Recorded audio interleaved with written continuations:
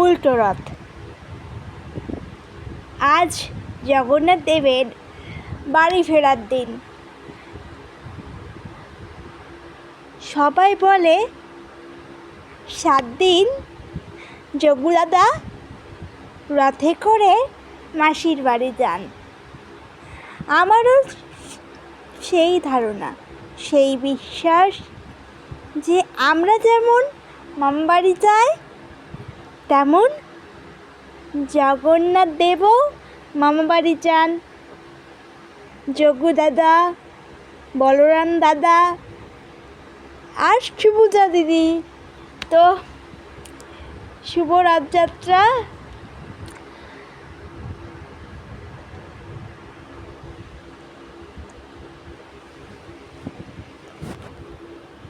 ভারী মজার দিন। যেমন রথের দড়ির মতো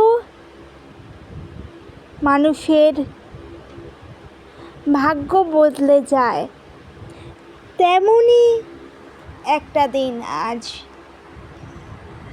বড়ই মধুর, বড়ই সুন্দর এই রথ, বাঙালির ঐতিহ্যবাহী রথ উৎসব, বাঙালির আবেগের উৎসব।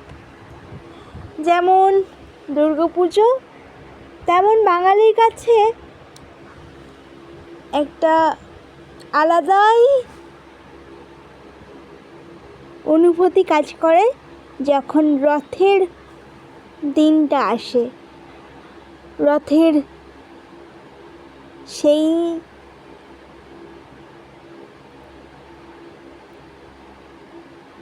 মুহূর্তটা আমার কাছে খুব দামি।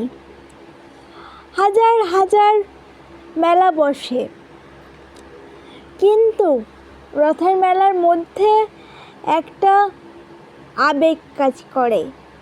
নানান দোকান বসে, ঘুগনি, পাপড়ি চাট, কখনো বা ঠাকুরের ড্রেসও।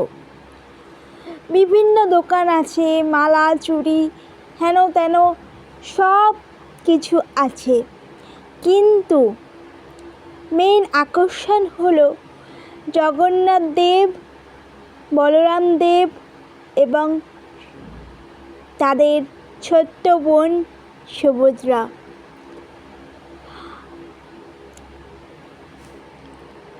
কথিত আছে